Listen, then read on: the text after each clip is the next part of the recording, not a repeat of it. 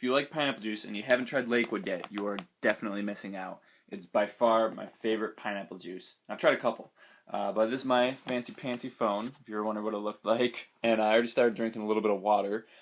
Even when I'm drinking juice for breakfast, that's my breakfast right now, about 500 calories, so it's kind of small, going to be grazing. But even when I'm drinking when I'm drinking juice for breakfast, I still drink a little bit of water before. But I wanted to talk to you guys about macronutrients real quick, because as you guys know, I'm on a high carb diet. As you can see from my juice, it's about like 98% carbs. But anyway, I really don't care if someone is following a vegan diet and say they're following any sort of macronutrients. I really don't give a shit. What I really care about is people being vegan. And the reason is because, when I was paleo, I would cheat and I would have no problem with doing that because there's no ethical repercussions. But with a vegan diet, there are. So, if someone's having success, you can't argue with success. Although I've never met anyone who has been successful, like, long-term on a high-fat diet or high-protein diet. I've never met anyone like that. There's, people who would say they're successful, but they've like fallen off the wagon again and again just because they're craving carbs so much. So I've met a lot of people who have been high carb for long term, and by long term I define that as 10 years or more. And you really can't be high carb, like truly a high carbohydrate, and eat animal products. You just can't do it.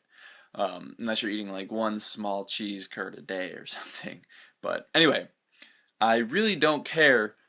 Because if someone is vegan on any sort of macronutrient, they're already making a positive impact on the planet and on the animals. And if you're following any sort of other diet, paleo is actually worse than the Western diet as far as the planet goes, because you're eating a lot more meat, and the meat that you are eating is grass-fed. And sure, maybe it's better ethically to have grass-fed animals, but it's worse for the environment because they're alive longer, so they're going to be sucking up more resources and they're going to be producing more methane gas. So that's why I really care about people going vegan. And if say someone's having a great deal of success on any other macronutrient diet and they're vegan, I'm not going to try to convert them because they're already making a positive impact, because veganism is not just about you, it's about the planet and it's about the animals. And any other sort of diet just doesn't even come close to that. So as long as someone's vegan, I really don't care. If they're having success, I really can't argue with it. But I can argue if someone's following a diet that is, say it's completely successful for them, but it's not successful for the planet and animals. Let's just try to find a diet that's successful for you, the planet, and the animals. So I just got back from my run, as you can tell from my long sleeve and spandex, and it's actually like 33 degrees out, and this time of year that is like really warm. So I'm super smelly, so I'm going to take a shower soon, but real quick I'm going to eat this burrito. I just got some refried beans on a whole wheat tortilla wrap, some rice, cannelli beans and black beans, got some corn, onions, got some guac I'm going to put on there, some salsa, and Frank's Red Hot to top it off. So this is me attempting to wrap up this burrito, but I put so much in it that it's really hard to shut. But that's how you know you're doing it right. So I'm having my last lunch with my mom. This has got an everything bagel with everything hummus. Just posted an Instagram picture the other day. This is pretty much the same thing, having it again. There's the everything hummus. It's from BJ's, right? Yes, it is. Alright, and this is... what do you do? It started off with a bowl of soup. But it was lentil soup, but I took a bunch of stuff that I found laying around in the fridge. I found some corn, so I dumped that in there. And then there's some black beans and white beans mixed together in a container. Dumped some of that in there. And then I found some brown rice. Dumped that in there, so I think it might be stew now. So it's a smorgasbord. Yes, and then I have an organic English muffin with some everything hummus on it. Oh boy, we love our everything hummus. It's really the greatest hummus, but my mom and I were just talking about how people are like really, really resistant to going vegan, even if they have health problems. Do you wanna elaborate on? I can't believe that somebody wouldn't try being vegan if it meant they could get out of the wheelchair or their joints would stop aching. That they would take the few minutes of their meat taste on their taste buds. That's worth more to them than being able to have better mobility. Yeah. I can't believe they wouldn't just try it for a month just to see if it works, but they just don't want to give that up, and they're afraid it will work. They don't want to give up their meat. Yeah, and like I was saying earlier, it might mean that they were wrong, and no one wants to be wrong. So I think it has to do partially with people's ego, on top of, like, people just don't think it'll work either.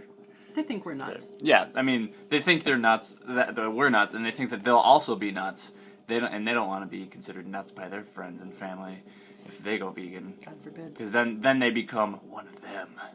The dark side. Still hungry, so I'm going to add rice and refried beans, broccoli, onions, and beans, and just see what I get. So as you can see, there's only very small little chips at the bottom. If you have very small broken up chips, you can actually still use them, so save them. All you got to do is just crush them on top of your rice and beans. And I threw some salsa in the mixture with some hot sauce. And you can make your own taco bowl. So this is a tour of my room. It's very colorful, as you can see. There's a lamp. I got a Usain Bolt poster over there. This is actually an idea I came up with a couple years ago.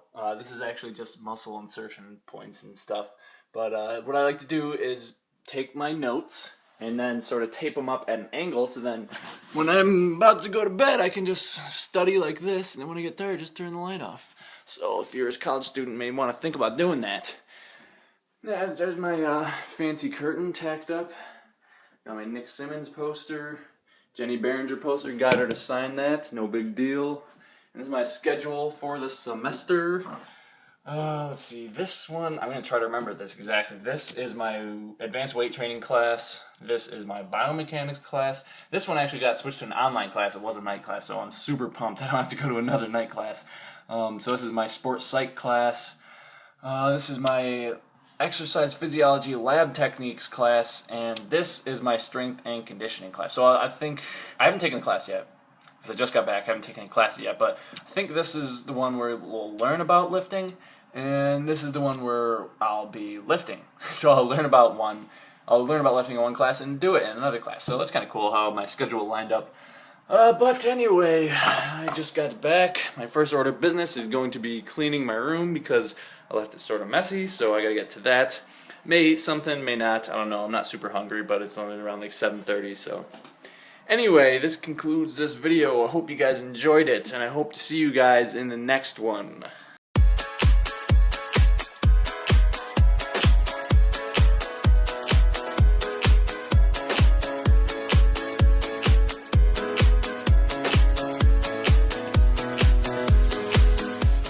What are you laughing at?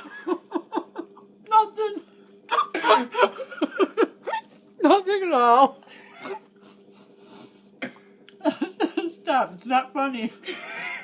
Yeah, you're right. It's a very serious situation. Quit recording me. I'm very sad right now.